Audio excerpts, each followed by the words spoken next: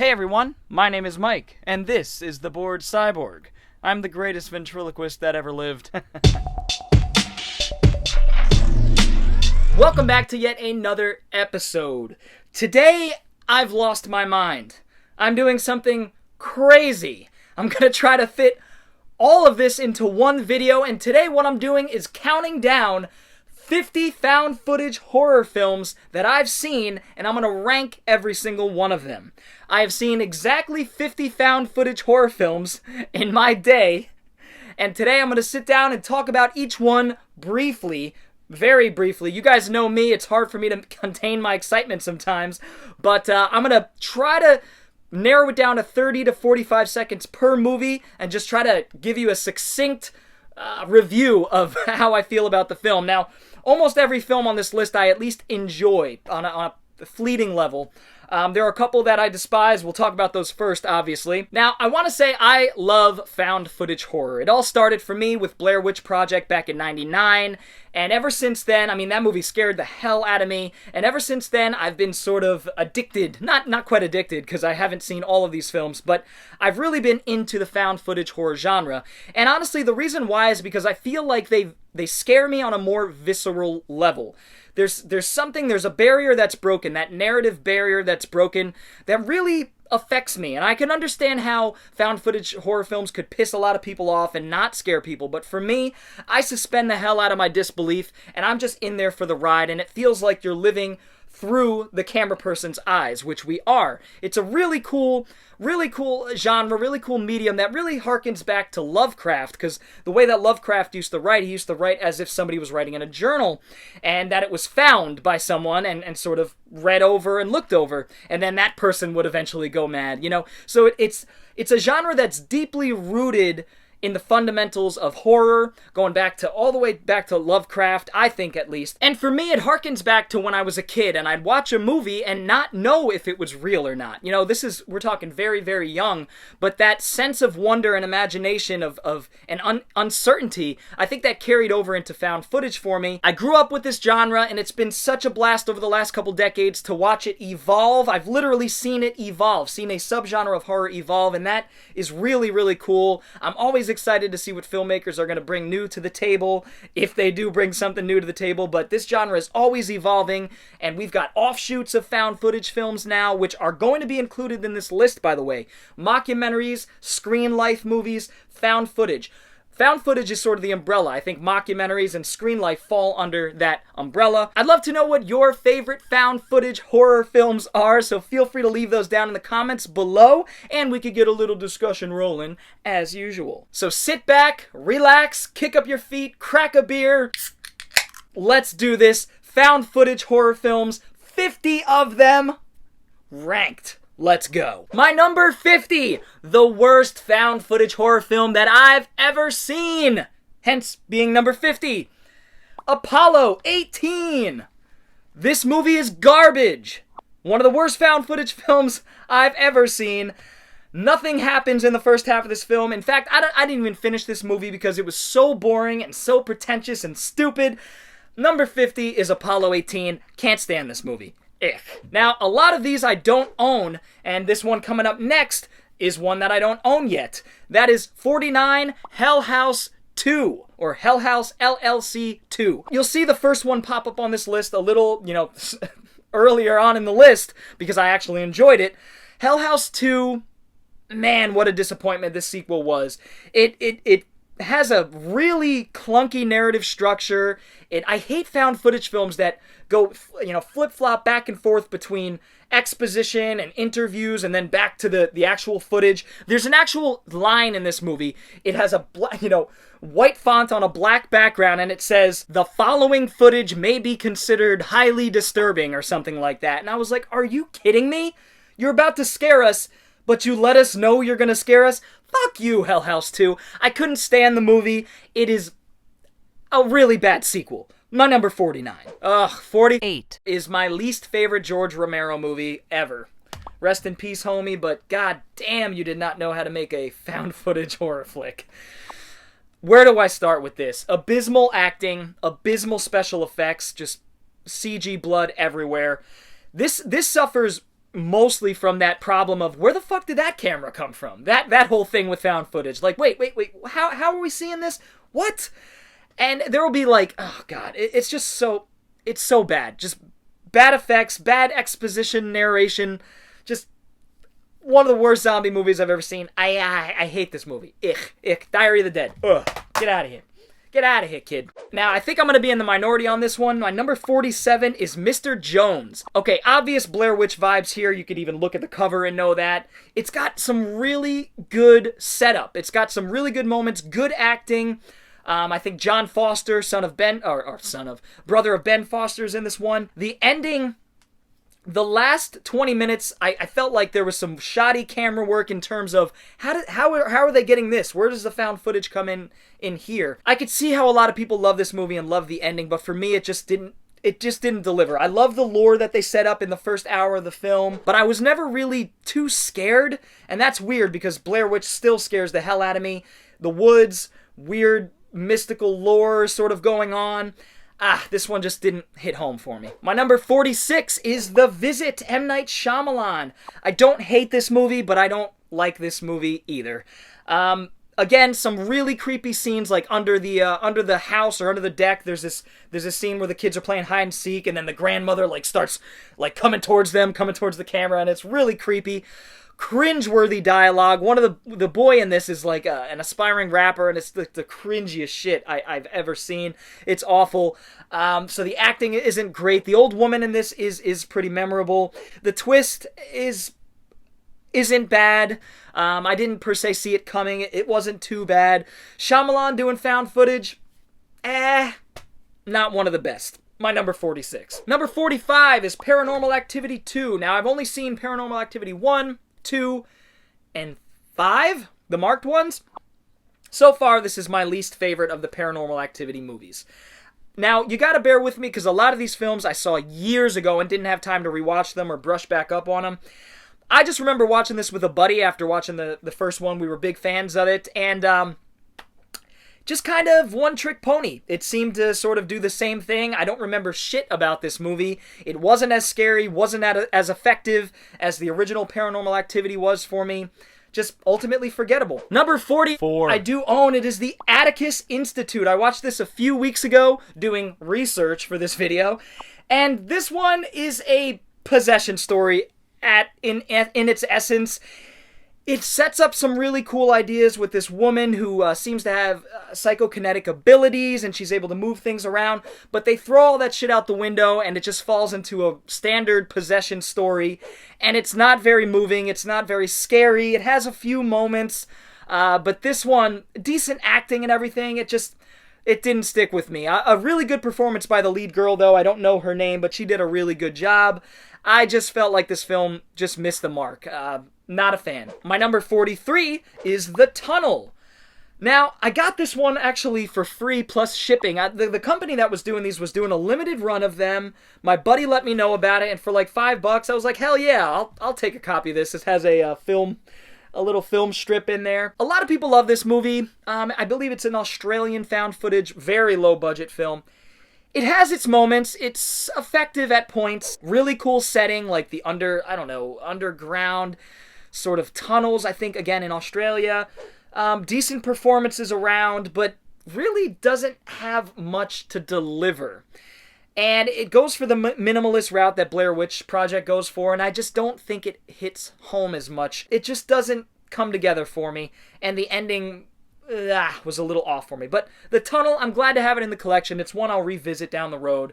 That is The Tunnel. Number 42, again, another found footage film a lot of people love, but I find that my found footage sensibilities are different than a lot of found footage fans, and that's okay. As Above, So Below. This one sort of blends a lot of people say Indiana Jones vibes with found footage. I never really got those Indiana Jones vibes, but it does follow some people that go into the catacombs, I believe in France, where it's just like miles and miles of underground hallways and things like that. So it mixes sort of archaeology with just with spelunking, that sort of thing. And it's okay. Again, I don't remember much about this. That's what most great found footage films stick with me. Scenes, characters, story moments, anything like that. This one just doesn't stick with me, save for the ending. The ending is killer. I really like the ending, but up to that point, it just didn't really grab me. I enjoyed it on a passing, fleeting level, but not one of my favorites. As above, so below. Number 41 is Incident at Loch Ness. This film, weird fucking movie. I want to say Werner Herzog was in it as the lead role, and they were filming a documentary trying to find the Loch Ness. And god damn was this movie boring. Needless to say, we never really get a glimpse of the Loch Ness Monster. It's just like it's Werner Herzog and the indie filmmaker, in character, just trying to find the elusive creature. And there's some dark humor and like banter that goes on between them. Just kind of boring, not very good, not very funny, not very scary. So, forgettable. Number 40 is Quarantine. Now, this is a remake of the Spanish film called Rec. Found footage horror film called Rec that we all know and love. Quarantine, not so much. I remember watching this with a bunch of friends. After I had watched Rec, they all really loved it. Of course, my elitist, pretentious ass was like, man, you guys gotta see the original. It was way better, blah, blah, blah. So, Quarantine, it's an American remake of a superior Spanish found footage horror film by a pair of directors who are exceedingly more apt at making a found footage horror film than this guy or girl was. Quarantine, it's almost shot for shot the same movie. Just go watch Rec. Next up, again, it's been a while since I've seen this one. Number 39 is Europa Report. I remember liking this one. It had some cool ideas. It was bouncing around. Definitely more of a sci-fi found footage film, but it does have some horror elements, especially in the third act. It's okay. It's about a crew of people who go out to a moon of Europa is one of Jupiter's moons, I want to say, something like that. And they encounter something that's been there for a really long time, but I know that sounds a lot more exciting than it actually is. It just ends up kind of being forgettable, and they don't really deliver what they set up, at least for me. There's some cool ideas here, though. Some big ideas that they just didn't handle as well as I thought they could have. So, Europa Report. Not bad. Uh-oh. I'm about to get hung out to dry for this one. My number 38 is Cannibal Holocaust in this beautiful Grindhouse release here, which I am very proud to own. Cannibal Holocaust is arguably the one that started it all. This is a semi-narrative, semi-found footage, half-narrative, half-found footage film from the late 70s. That was a big deal at the time. In fact, the Italian filmmaker was brought to court because of how realistic the film was. So that's pretty funny, to consider in 2020 here. Obviously, it was pretty easy to prove that it wasn't real. He just called in all the actors and was like, look, they're alive. Can I go home now? So he made a very effective film that I do enjoy. I do like this film. Don't get me wrong. I don't hate this movie or anything. I enjoy it, but I think it pales in comparison to a lot of the later stuff that we get 2 decades later. But that's might be a little bit of an unfair comparison since it was really the progenitor of the genre. Still deeply disturbing, but it also has a lot of animal cruelty and animal killing that I can't really get with. I can't watch. So at where I am in my life right now. But Cannibal Holocaust, still a really good film, historically important, and some genuinely disturbing sequences still to this day. Number 37 I don't own, that is Digging Up the Marrow. This is an the guy who did Hatchet. Adam Hatchet guy. Basically it follows him as playing himself, and he's trying to find out about this seemingly netherworld of these creatures that exists parallel to our world, essentially. So it's this underground of these neglected humans and disfigured humans that sort of have been creating their own civilization underneath our world. Such a cool idea, right? Excellent idea. I love, it's very a Nightbreed, it's very Clive Barker in that sense, and I love those sort of otherworldly kind of stories here. This one it has moments of tension and creepiness. Ray Wise is in this, by the way, as sort of a reclusive guy that has a lot of information about these creatures and this land. And he's really good, so it's worth seeing it for him and Adam something or other's banter back and forth. And when we do see some creature action that's really cool and very inventive and creative, and a little goofy too, which is fun. But I wish this delved more into the underworld a little bit, the lore. The lore is all there. I can't say that I wish there was more lore, because that's really what all of this film is. We never see the netherworld. I guess part of me wants to see that, but I guess it's left up to my imagination, which is fine. Digging Up the Marrow, not a bad found footage horror film. Not my favorite either, but just somewhere in the middle, as my list suggests. Number 36, I just watched this one a couple days ago, actually. I am a fan of the original Grave Encounters by the Vicious Brothers, and Grave Encounters 2 isn't a bad sequel. I had fun with this one. Legitimately creeped me out at a couple points, mostly because of this fucking guy. Ugh, so creepy. This gigantic, gaping mouth creature guy. Very scary stuff, but this one actually follows a YouTuber and a filmmaker, an amateur filmmaker, who is trying to find out the truth of Grave Encounters, because he got caught wind that it was actually real footage. So he goes to the same asylum, of course, to prove that the footage was real, and they can't leave the same asylum. Same kind of story setup, but I really do like the characters in this one, especially our main guy and his sort of stoner buddy. The three, actually, the trifecta, his leading actress girl is really good too.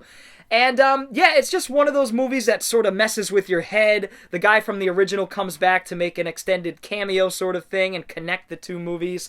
I really like some of the mind games that this series seems to play with its audience, and I'd love to see another Grave Encounters if they have a good idea for something new and fresh.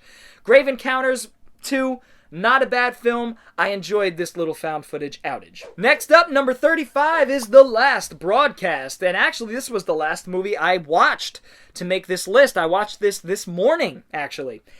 And it legitimately creeped me out. This is one of arguably the first. This was released before Blair Witch Project, but Blair Witch Project was being produced and written and filmed before this. This came out in 98.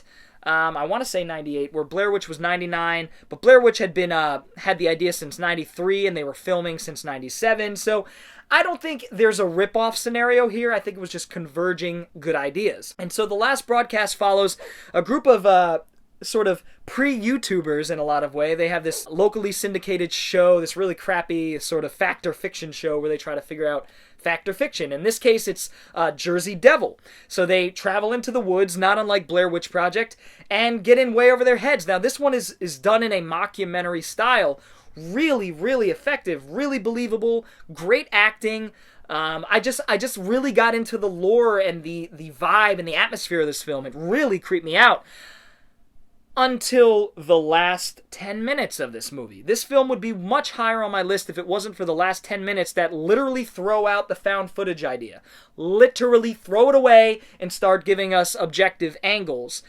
And I didn't understand that at all. It was such a jarring last 10 minutes. Head-scratchingly confusing. And maybe it was because they I don't know, this was a new genre. They didn't know how to end it. They up. I mean, the ending is just bad. So they really squandered a great first 90 minutes or 80 minutes. It is what it is. It is still a found footage film that I enjoyed and will enjoy moving forward. Last Broadcast. Number 34 is a little known found footage horror film called Savage Land. Now, I really recommend Savage Land. Savage Land takes place on the U.S. border, I think southern Arizona, if I'm not mistaken, or Nevada. No, southern Arizona. Either way, it takes place on the border, and it follows this small town of a residence of like 55, populace of like 55 people. And these 55 people are wiped out one night. Just gone from the face of the earth. There's just mayhem in the city. There's just limbs torn asunder, and it's just an awful scene. And this is also another mockumentary-style film, by the way, that is told really cleverly through photos. Now, here's the sort of the setup. There's one survivor from this massacre, and it's a young man named Fernando Sanchez, I think his name was. This young man turns out to be the only survivor of this mysterious massacre. Basically, everybody thinks he did it, because he's the only survivor from this town, from this night. And he's basically the way that the story is told and the way that the horror is portrayed aesthetically, visually to the audience is through photographs that he snapped during the mayhem. For whatever reason, these creatures, these beings, these otherworldly entities did not attack Sanchez, and he was a photographer anyway, so he was able to snap pictures of the entire night, which we see pieced together throughout the film. And it's really, really effective. It really gets under your skin. These photographs, by the way, are really the base, the foundation of how the story is told. And so each one has like these disfigured beings basically killing the inhabitants of this town, but these figures are obscured in a way that it looks like they have a filter on them, and it's just obscured is the word. You can't really make out what they are. And that is so cool to me. The fact that the filmmakers doctored these photos up and told the story that way, I thought it was such a cool idea. This movie really creeps under your skin as it goes along, and I gotta admit, this film would be higher on the list if it wasn't for the abysmal acting. Oh my god, the acting is so bad in this. Some of the worst acting I've seen in a found footage film, I gotta be honest. And it just, oh man, if the acting was better. I mean, there are literal scenes of like one of the actors looking up from what he was reading, his memorized lines, and like, it's not good. And I guess you could blame the editor on that one, but it just comes across as so fake, and it sucks because having realistic performances, organic performances in found footage really grounds the movies. Anyway, I really enjoyed Savage Land. I'd love to own this on DVD or Blu-ray if it's even available. I found this in the annals of Amazon Prime, so really enjoyed Savage Land. Number 33 I also don't own, I'd love to, is called My Little Eye. This is a really cool found footage film. Now this is not your traditional found footage style. This is actually done in the style of Big Brother, the old reality show. It might be still going on, I have no idea. But essentially, Big Brother was a show where they got a whole bunch of people in one house and they lived together for 30 days, and at the end, they'd win something. Something like that. But in My Little Eye, same sort of setup. 5 people, I think it is, are selected to live in this house for 30 days, I believe it is. Again, the details might not be perfect here, guys. But they live in this house together, and if they survive, then they will be awarded a whole bunch of money. That's the setup for this movie. The characters are really cool in this movie. They're very memorable, very organic performances. We even get a young Bradley Cooper, which did interrupt my disbelief, I'll say, because I was like, what? That's Bradley Cooper, young Bradley Cooper. But it was cool to see him pop up, and this is a really fun, slow burn of a film that really is more of a character study than anything. And it has a killer twist that I think one of the films later on in this list kind of borrowed from. So we'll discuss that later. I really like this movie. I think it does have some issues with pacing. I think it's a little bit too long. I don't think enough happens in the movie to really bump this one up any further in my list, but I really do enjoy My Little Eye, and I like some of the characters quite a bit, so that is My Little Eye. Next one up, number 32, is VHS. I don't own any of the VHS films, and I am ashamed to say that, because I really do enjoy these movies.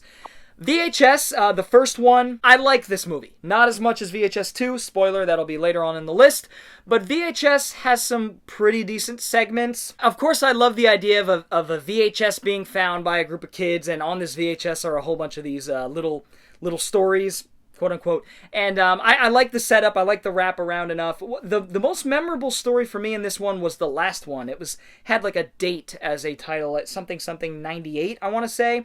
And it was this sort of haunted house party thing.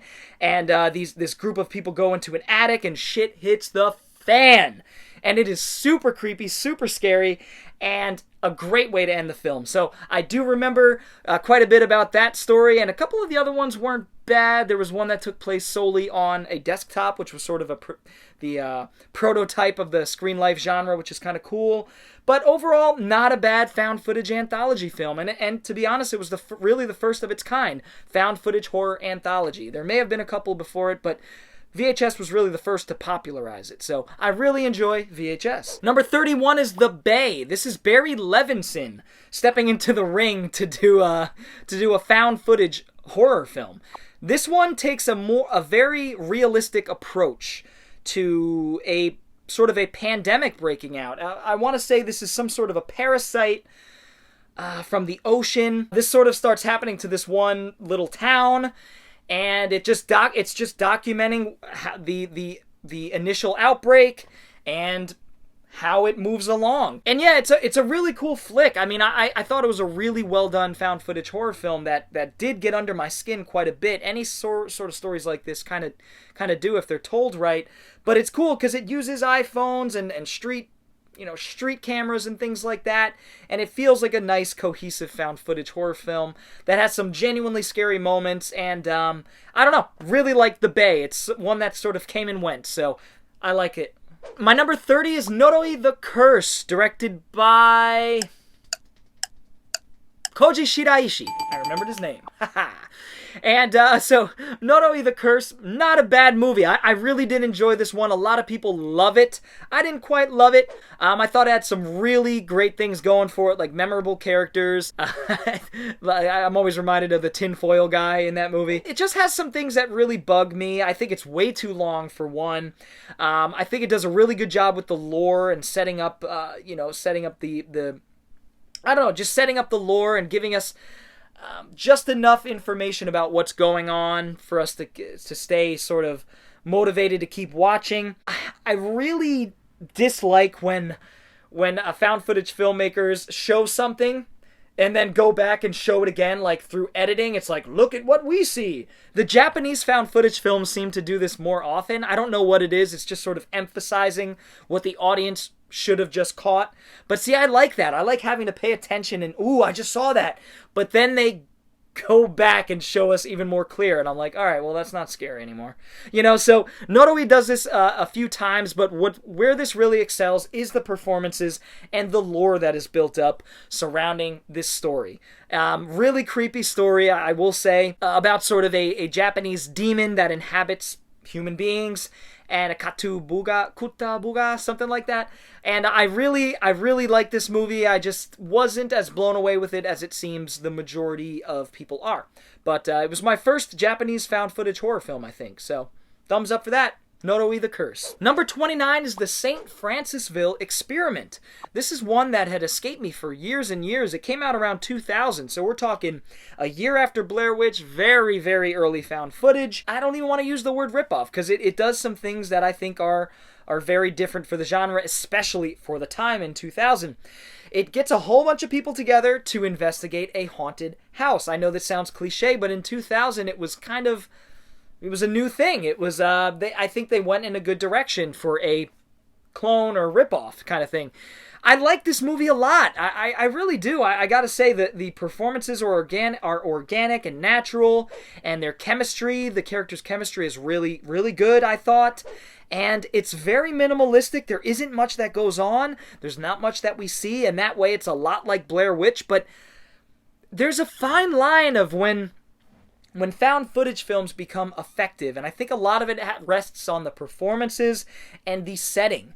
And the setting in this is just a big old home with a very dark and creepy past of racism and slaves, and I think it's a New Orleans home, so they picked a good setting and built up the lore well enough in the first half hour that when our characters get out there, we feel the vibes of this house. And it's got some legitimately creepy scenes. I really like St. Francisville Experiment. Gotta be honest, it's a really, really good found footage horror film. St. Francisville Experiment. My number 28, man, when this came out, I had a blast with this. It's just such a metal movie. It really is. Frankenstein's Army. Now, some will question the efficacy of the found footage setup here. It's like a World War II found footage film, so I could see how that could turn some people off. On the back it says punk rock horror at its finest. I agree with that. This follows a group of World War II soldiers, U.S. soldiers, who are sort of behind enemy lines, and they stumble into this laboratory where this doctor was conducting these crazy fucking Nazi experiments. And I can't even get through this without laughing. This movie is so creepy. There's this moment where the characters find themselves in this basement of sorts, and it's all black down there, and all of a sudden you hear things approaching, and that's the first time we see these creatures. Frankenstein's Army. These creatures are so imaginative, so inventive and creative. I mean, just look at some of these creatures on the front here. There's literally a creature with a propeller for a head. Like a plane propeller for a face. And he just like chops people up. It's amazing. The creativeness on display here. I don't give a about the efficacy of a World War II guy having a camera that could shoot. Whatever. I don't care about the quality. Off. This movie is so fun. I love this movie. Frankenstein's Army excels in its practical effects and its monster design. It's so fucking cool. Legitimately creepy, but is also having fun with itself. It knows what it's making. It's trying to have fun. Doesn't take itself too seriously. Love me some Frankenstein's Army. It's just a blast from start to finish. My number 27 is Man Bites Dog, which I've got here on Criterion DVD. I was contemplating incorporating this in this list because I wasn't sure if it could be considered a horror film, but it is. I mean, it's a crime horror film about a really sadistic and deranged sociopath, this gentleman here, who is a serial killer. And a group of filmmakers want to chronicle his life as he kills people. And it's really twisted shit, as so it sounds. This is a really early foray into the genre. I'm talking early 90s, so 92 obviously predates Blair Witch, but it's a very different type of film than Blair Witch. It's more of a mockumentary about a serial killer. That's kind of what this is. And it's legitimately disturbing at points. A fantastic lead performance by this lead guy. I wish I could get his name here, but he was part of the crew as well. He's part of the 3-man crew that kind of made this film. Really, really interesting character study about a sociopath who is just wallowing in his madness. I mean, he doesn't even care to change. It's just business as usual for him. It's really creepy stuff, and it's sort of a commentary on the desensitization of humans. So, really effective film. Man Bites Dog. Really liked it. Number 26, there is Paranormal Activity. Again, I really liked this movie. When it came out, it scared me to the bone, chilled me to the bone. In fact, when my first YouTube channel with my buddy Mike, we parodied this. Actually, we called it Paranormal Cracktivity. Track it down if you'd like to see it. But anyway, we were really inspired by this movie. Its simplistic setup, its minimalistic approach and execution really creeped us out. And yeah, there's not much to say about this. Everybody knows this movie. It's famous for its sort of a camera that it has on the bed during the night, and the time's going quickly, and you're seeing, the woman stand up and kind of lurk over the bed or rock back and forth, things like that. So this is a touchstone in the found footage horror film genre. I will say that. This is a touchstone of a film. It sort of reinvigorated the genre in a lot of ways. It was made on very little money, $10,000 or something. Oren Peli made this film, and he did an excellent job. Has atmosphere, has a really good ending, depending on which one you prefer. I prefer the original ending. And just good characters, believable, all around a very, very solid found footage horror film, Paranormal Activity. Next up, I don't own. That is a British found footage horror film called Ghost Watch. Now, not many of you probably have heard of Ghost Watch, and it's a really interesting movie. This one came out in 92 and was sort of aired as a sort of news special, from what I understand, and it plays out like a news special, as if it's an hour and a half long news thing where they go out to this house that's seemingly haunted, and they have live updates and people outside watching and waiting, and this family on the inside that is being plagued by demonic possession or ghosts in the home. Or are they? And it's a really effective, minimalistic story. Again, I love when found footage does something very different and unique. And actually, I haven't seen anything like this since Ghost Watch. And I'd love to own this on DVD or Blu-ray, but I don't. But really believable performances. It feels like a legitimate news special. It really does. And when shit starts hitting the fan in a really minimalistic, poltergeist kind of way, it gets under your skin. I really like it. And to have like sort of the newscasters reacting to the shit that they're seeing it's really exciting and cool. So definitely track down Ghost Watch if you guys haven't seen it. I think I caught it on Shudder. So that is Ghost Watch. All right, we are halfway done. My number 24 is The Sacrament. This is Ty West's foray into the found footage horror genre. big fan of Ty West movies. Him and I we have similar sensibilities when it comes to horror. I know we'd be able to talk for hours. And The Sacrament is just a really creepy delve into the world of Jim Jones and the sort of cult. It's basically a film about Jim Jones and his cult. It has a very charismatic leader. Essentially, this group of filmmakers find this commune where one of their brothers or sisters or something like that has gone to. And they find this commune, and it's really creepy. I mean, at first, that's like my main issue with this film. It's like the fact that these kids that seem pretty astute don't pick up on the fact that this is clearly a fucking cult.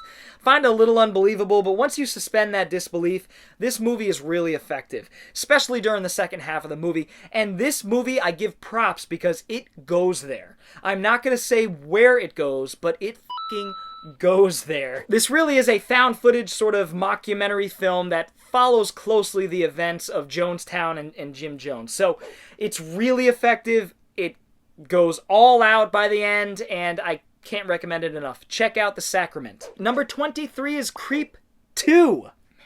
Yes, Creep 2, man. Wow, this is such an awkward, uncomfortable film series to watch. Creep 1 and Creep 2. Creep 2 sort of, I don't like as much as Creep 1's, another spoiler for early on in the list. You'll see that one show up a little bit later. Creep 2, I like quite a bit. I really do. It still maintains that awkwardness, that uncomfortability, and it focuses on two characters this time around, and basically the main character from the first film, and a young woman who has a YouTube show that is failing, and she's trying to do everything she could to get people to watch. And she finds an opportunity with this serial killer who comes out and says that he's a serial killer, but she's open to working with him. And it's really, that's sort of a little weird for me to accept, I gotta admit, despite what this woman's going through. But, you know, if you accept it and move forward, you're going to get a really interesting character study here. And I can't really talk about it much without talking about the first one. So, yeah, Creep 2, really solid found footage horror film. Number 22, the only Bigfoot found footage film I've seen, Exists. Exists is awesome. Exists blew me away when I first saw it, man. I was like, this is just going to be a crappy kind of Bigfoot found footage movie. Nope, it's not. It's an excellent Bigfoot found footage movie. It's got some unbelievably cool sequences. Like the one that comes to mind is when the guy's on his bike. He's trying to get back to camp or get away from camp to go spread the word, you know. And there's this shot of Bigfoot just hauling ass through the forest. And that's the thing. This movie is legitimately scary and action heavy at points and has some awesome scenes, honestly. But it doesn't take itself too seriously. It's having fun with a Bigfoot found footage movie, as you have to have fun with. And so we get to see the monster, we get to see him wreak havoc a little bit, not too much, but it is just marvelous. Bigfoot found footage, I don't see it getting much better than Exists. So check out Exists. It's a really hard word to say. Exists. Number 21! Cloverfield. Yes, Cloverfield. A kaiju found footage movie. How can I not love this? I do love this. My only real complaint is the shaky cam. I gotta admit, the shaky cam does get a little nauseating at points. It's a bit much. It adds to the realism a little bit, but it's a bit much. I gotta say, the most memorable thing about this movie for me was the marketing campaign. The months leading up to this movie where I was like looking at photos and picking apart the trailer and trying to see glimpses of the monster when I could, and it was so much fun. It was so cool. One of the best marketing campaigns that I remember in my life. That and Blair Witch Project. I don't know. Found footage films just lend nicely toward really cool viral marketing campaigns. So Cloverfield, giant monster, kaiju, New York City wreaking havoc, found footage. It's awesome. Number 20 is a film that really surprised me. It took me forever to finally get to this series, this guy's work. Nigel Bach is the filmmaker, and that is Bad Ben. And I've only seen the first Bad Ben, but that's really, I mean, honestly, I don't see it getting much better from here. So Bad Ben is my number 20. I really enjoyed this movie, and most of it's mostly because of Nigel Bach. He plays this sort of definitely New Englander. I could tell by the accent. It follows him. He's a house flipper. He finds this really good deal, gets into this house. There are cameras set up all throughout the house that this previous family had, and he gets into this house and weird shit starts happening. And just his demeanor, his attitude throughout this whole thing is what separates this movie from every movie on this list. He gets into this house and he's just like this curmudgeon Bostonite, kind of Massachusetts, New Jersey kind of guy. I think it's New Jersey, actually. And he's just like, the ghosts start fucking with him and he's just like, "F you, I'm not going anywhere." It's just, it's just a very... It resonates with me because I know people like this. I grew up in Connecticut and the Northeast, and I've met people like this, just stubborn as all hell. And this guy, Nigel Bach, he plays this character so goddamn well. And this movie has some really cool lore about what and who Bad Ben is and what this home represents and who lived in this home. There's really cool stuff going on, but it all rests with Nigel Bach's performance. And he also directed, wrote, and did the whole film on like $500 or something. So you gotta give it up to that man. Bad Ben is awesome. All right, my 19 is... surprise. My favorite Paranormal Activity movie, The Marked Ones. I really like this film. I like the setting. I like the cultural setting, I guess you could say, of this film. It takes place in it follows a lot of Mexican-American characters and sort of ties in... It doesn't tie in too much lore, but a little bit from Mexican heritage. I really liked the characters in this one. Very believable performances. I cared about the characters in this one. And so when our main character here starts to get possessed and stuff, I really felt bad for him. And I just really like the trifecta of characters in this movie, and legitimately scary at points. Oh my god, this movie legitimately freaked me out, man. Like some of the basement scenes, found footage plus basements, just, I can't deal with it. It creeps me out on a whole nother level. And this movie has some great effects, by the way, which is where a lot of the other lower budget movies on this film couldn't really mess around with. Basically, the possession at a point makes this character invulnerable, so he's able to do all these cool things with his body that you shouldn't be able to do, and so the effects sort of lend to that. But definitely my favorite Paranormal Activity. Really dig this movie. Paranormal Activity, I think 5, The Marked Ones. Okay. Number 18. Behind the Mask, the story of Leslie Vernon. This movie cracks me up. This is a found footage slasher movie. It follows this character, Leslie Vernon, who invites a film crew into his life to sort of document his slasher killing ways. And it's really funny. It deconstructs the genre a little bit. It's sort of the found footage version of Scream, in my opinion. It deconstructs a lot of the things that go on in slashers and in found footage movies. In fact, there's this one part where the young interviewer asks him, "How is it that you catch up with your victims so fast, so quickly?" And he just says, "Cardio. I do a shit ton of cardio." And it shows him like doing cardio. It's just so stupid and so self-aware. An excellent sort of deconstruction of the slasher genre in found footage form. And Behind the Mask is very funny, kind of creepy at points, but just overall an entertaining as hell flick. So check this one out. Number 17 is The House is October Built. Haven't seen the sequel to this one, but I don't think I need to based on what I've read. This movie is super effective. This follows a group of people who are trying to find the scariest, most visceral, most realistic haunted house. So they're going to all these really sketchy, shoddy areas, and that just remind me of like Juggalos and Insane Clown Posse. And they're finding all these haunted places, and you know, they're not quite finding what they're looking for. And then they find this super realistic one that may or may not be a little bit too realistic. And they get in way over their heads. This one has so many cool shots that are just like starkly frightening. I mean, some shots that I'm just like, oh, Jesus Christ. What are they going to do now? You know, that sort of thing. And it's it's probably the best version of this type of found footage film that I've seen, where it's sort of, a group of friends trying to find like haunted attractions. And so The House is October Built, great name, by the way. I love that title. Great poster art, great organic performances by our crew.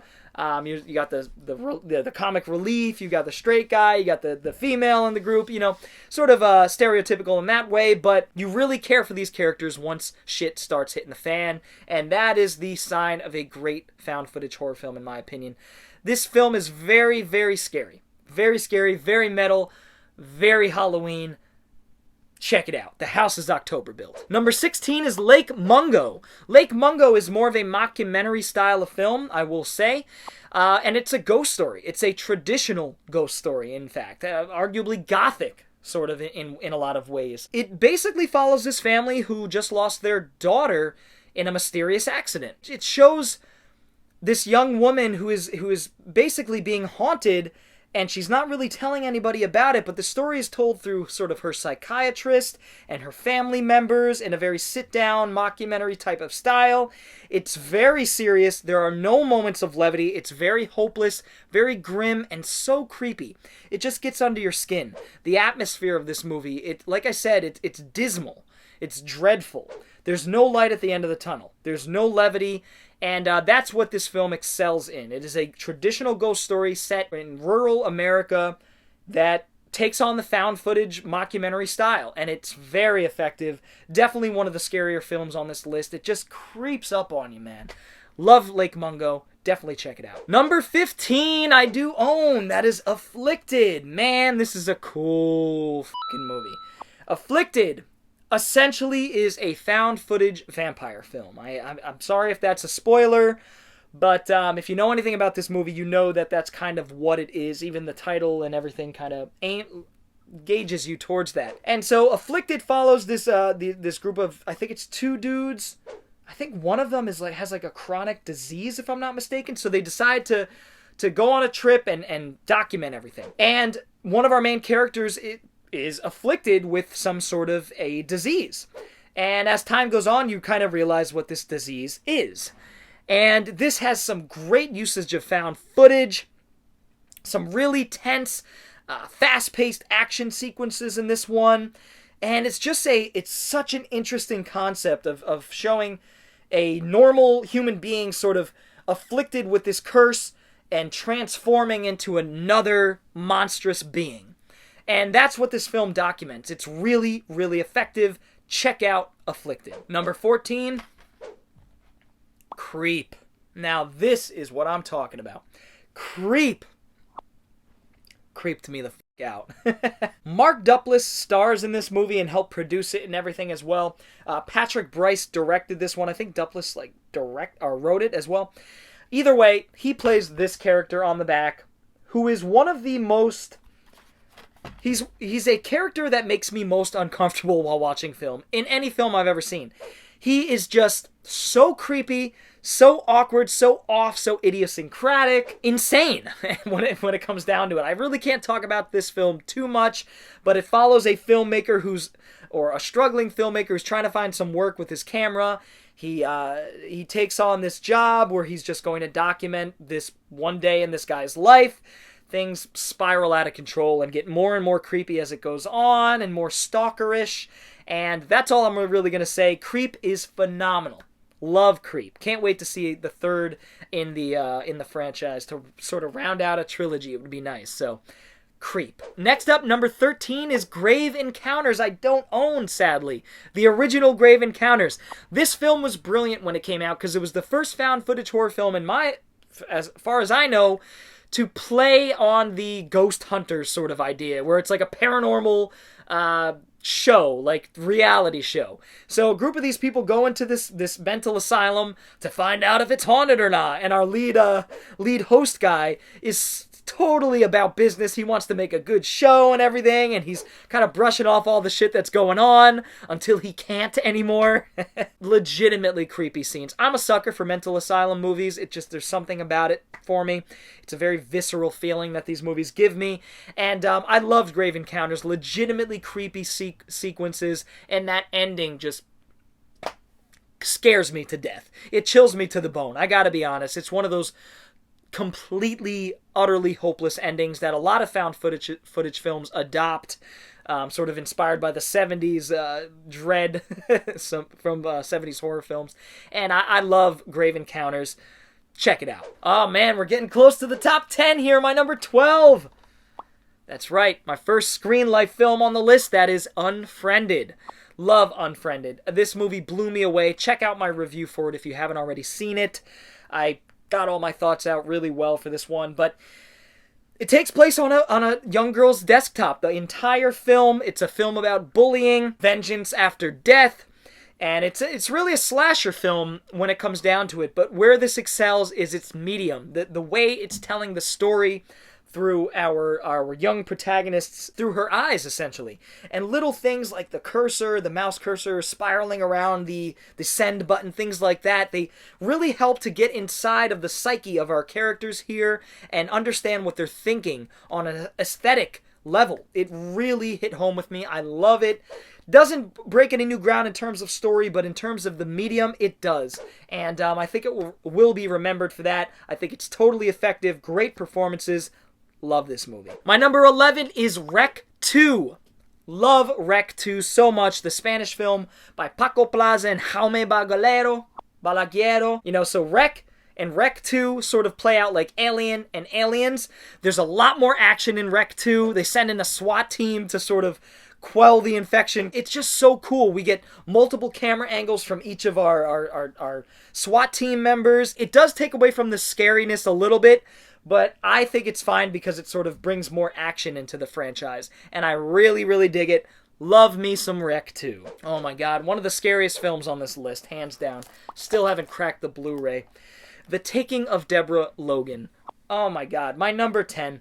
This is top 10 found footage horror films for me. Jill Larson plays a woman who is being afflicted by Alzheimer's disease, or is she?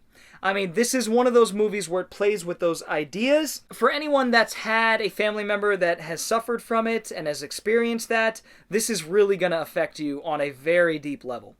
Now, aside from all of that, this is one of the scariest fucking found footage horror movies, or horror movies that I've ever seen, and I will say it has one of the creepiest scenes in any movie ever made. I will go to my grave saying that. I can't say it or show what it is. If you've seen the movie, you know what I'm talking about. All I'll say is,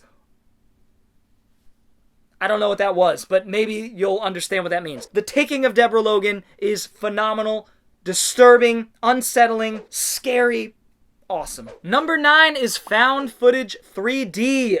God, I love this movie. This is the deconstruction of the found footage genre that I've seen up to this point. It deconstructs it so damn well. It follows a group of filmmakers, and one in particular, the director, who wants to make a found footage horror film in 3D to sort of bring it to the next level of realism. And so they go out to this home to do just that, and shit starts hitting the fan. Things start getting a little bit weird. And this film actually has some parallels to The Shining, especially in the third act. You'll know what I mean if you see it. But that is essentially the setup of this film, but it proceeds to deconstruct the genre every step of the way, and it's just such a smart, clever movie. I put this movie off for so long because such a generic title, Found Footage 3D. I was like, what are they trying to go for here? It's a bit pretentious. But little did I know that it was a deconstruction, a parody almost of the genre. Now, that's not to say that this movie isn't scary, because it is. It gets very scary during the third act. But the build-up is what makes it worth it, and the deconstructing of the genre is what makes it worth it. The characters are great. The lead guy, the director guy, is fantastic. It kind of reminds me of the guy from Grave Encounters, sort of ambitious. Let's get this done. We got to get this, despite all the shit happening. Found Footage 3D, I can't recommend it enough. Check it out, guys. It is excelente. Number 8 may be the most disturbing film on my list. That is The Poughkeepsie Tapes. Now, I have shown this to a couple people, including my sister, and she couldn't finish it. And I think she thought lesser of me as a person after my recommendation of it. So it is what it is. Maybe that says something about me. I don't know.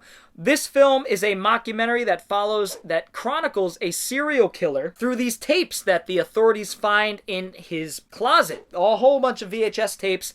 Each one shows him killing a different person. And so the story's sort of told through that.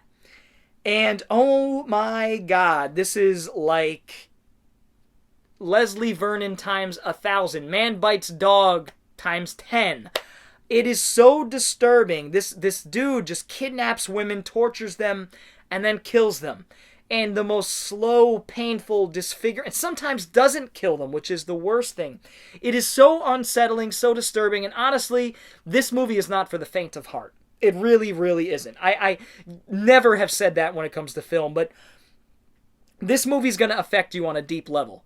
And if you have somebody in your family that's been abducted or anything like that, I mean, leave this one on the shelf. This movie is going to get under your skin. It has one of the creepiest scenes in any of these movies ever. The Poughkeepsie Tapes is my number 8. Number 7 has arguably one of the greatest found footage segments of any film ever. And that is VHS 2. The segment I'm referring to is Safe Haven. This movie has a lot of great segments. The zombie bicycle guy is great, and the alien abduction one at the end is great. But Safe Haven is on an entirely different level. This is by the director that did The Raid. I want to say Gareth Evans or Edwards. I get the two mixed up. I'm sorry. I can't differentiate the two. And also another director who's doing a lot of Indonesian horror films and action films like The Night Comes for Us right now. I think those two did this one. And it follows this crew who's going into sort of document this very weird sort of cult school that's going on. I don't know. They're going in to document what's going on in this very creepy commune of sorts. And oh my God, does shit hit the fan and get super satanic and fucking evil as hell. I love this. The energy is frenetic. It's just like his films, The Raid. They have the same sort of this visceral nature to them, and you just feel them. And God, the camera work is so good in this and just shaky enough to make you really feel what's going on with these characters. And God, it just goes crazy. The last half of this short is just madness, mayhem. It is glorious. Some of the best found footage ever. Love VHS 2. My number 6 is Hell House LLC. Yes! The original is in my top 10. This movie scared me so damn much. This follows a group of people who set up haunted attractions. You know, they go town to town and sort of look for the right place to make into a haunted attraction for Halloween. They find this building that was said to be haunted, of course. They go in. Things seem fine at first. They're setting up all their stuff, and things get increasingly more bizarre, more otherworldly, and more horrific for our main characters, who are all likable, all memorable, and all just have organic chemistry. God damn, some of the scenes in the basement of this movie it's scary shit. I mean, the hallways that they're going down and then they'll turn around and see something. It seems so simple, right? But this film excels in its atmosphere and its setting and its characters. Again, great found footage films have those three things in spades. Hell House LLC is no exception. This movie is awesome. My number 5 is definitely a horror-esque film. It's more fantasy. Horror fantasy, I'd say, but number 5 is Troll Hunter. Troll Hunter blew me away the first time. I love the sort of Scandinavian lore that this film infuses. It has exposition, but at the right freaking moments. Just at the right moments, you know what I mean? It never feels like it's ham-fisted or that it's trying to shove it down your throat. It follows a group of filmmakers who basically come across these trolls and a troll hunter. An aging troll hunter who understands these trolls and is sort of a recluse because nobody believes that these trolls exist. They do exist. I can't speak. I'm running out of words here. They do exist, and this troll hunter is trying to warn this young group of filmmakers that they do. And the action in this movie is so phenomenal. The trolls look great. It's all filmed during the day for the most part, so you could see what's going on. Just so many great moments. It's such a cool horror, fantasy, found footage idea with tons of lore. It's seeping with lore, and I love it. So check out Troll Hunter. My number 4 is Unfriended Dark Web. Yes! Unfriended Dark Web is my number 4 favorite found footage horror film of all time. I know. I'm crazy. I know a lot of people don't like this movie.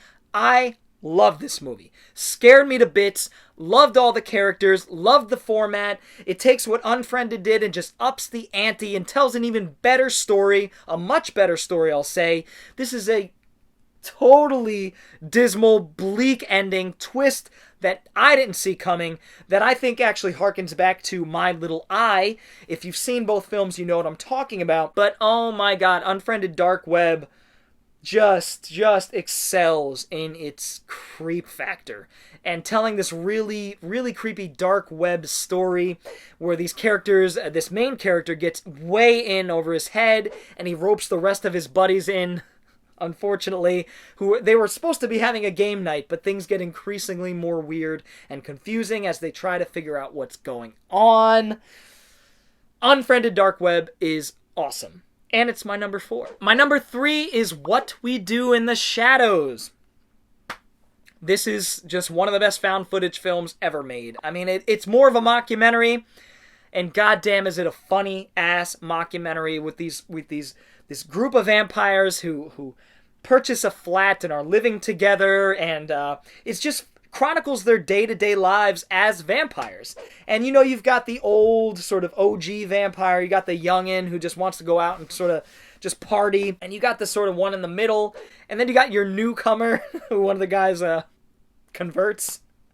And it's brutal, it's violent, it is hysterically funny at points. Oh my god, guys. If you haven't seen this film, what are you waiting for? Go check out What We Do in the Shadows. Taika Waititi, who's become a major director now in Hollywood. Jermaine Clement from Flight of the Conchords. New Zealand humor at its finest. I think it's hilarious. I could watch this film over and over and always find something new to laugh at. So, What We Do in the Shadows is the greatest horror comedy found footage film ever made. This has been a mouthful. Holy crap. Down to my bottom 2, or my top 2, I should say. Wreck, which I still haven't watched on Blu-ray, which saddens me. Wreck is one of the most frenetic, visceral found footage horror films that I have ever seen. A wonderful lead performance that kind of grounds the movie by our female actor, I forget her name. Paco Plaza and Jaume Balaguero come in out of nowhere and just direct one of the best found footage films ever made. This film has an energy to it that not many of the films on this list have, or even could maintain while trying to tell a scary story. This balances the action with the fast, frenetic energy and editing and camera work, and the horror. It balances all these things so damn well. They just get it. They know how to make these sorts of films.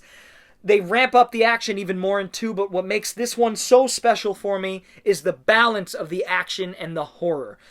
Legitimately frightening sequences, like when the old woman is at the end of the hallway and we have our cameraman and she starts charging towards him. It's like, oh my god. I know these guys saw 28 Days Later and were inspired to do something similar in terms of infected people that move quickly in found footage form, and goddamn, I am so glad that they did that, because I love this film. It's obviously one of my favorite found footage horror films of all time. In fact, my second favorite. I wonder what my first favorite is. My numero uno, my number 1, the greatest found footage horror film of all time, Blair Witch Project. That's right, folks. The Blair Witch Project. I could talk about this movie forever. I first saw it when I was 11. I watched it with my parents, and they thought it was a good idea to show this to their 11-year-old son. I think they thought it was real, or they were leading me on and playing a trick on me for me to think that it was real. Well, guess what? I thought this shit was real. I slept on my parents' bedroom floor for a week or 2 following watching this film. It scared me that badly. I thought it was real. You gotta understand, I thought this was real. The marketing campaign fooled my little dumb 11-year-old ass. And it scared me shitless. We never see the witch.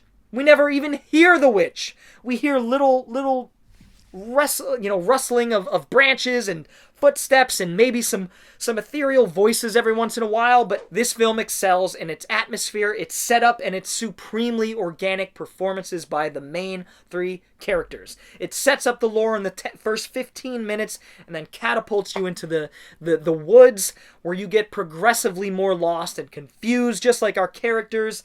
And when things start happening, it's just so creepy, and the last shot of this film is literally one of the scariest ever, in my opinion. I still have a hard time watching it. It's ingrained into my mind forever. It is so scary, so frightening, and it chills me to the bone. To this day, The Blair Witch Project is my favorite found footage horror film of all time. Whoo-wee! I just want to thank you all for checking out my crazy ambitious ranking of the 50 found footage horror films that I've seen in my 31 years. I hope you guys enjoyed it and found a few new films to check out if you're a fan of the genre. I'd love to know what your favorite found footage horror films of all time are, so feel free to leave those down in the comments below and we'll get a little discussion rolling as usual. If you enjoyed this video, feel free to give it a thumbs up, and if you're new to the channel and want to see more videos like it, go ahead and hit the subscribe button as well as the little bell for notifications. Anyway, guys, I will see you next time. Bored Cyborg, out. I can't feel my leg.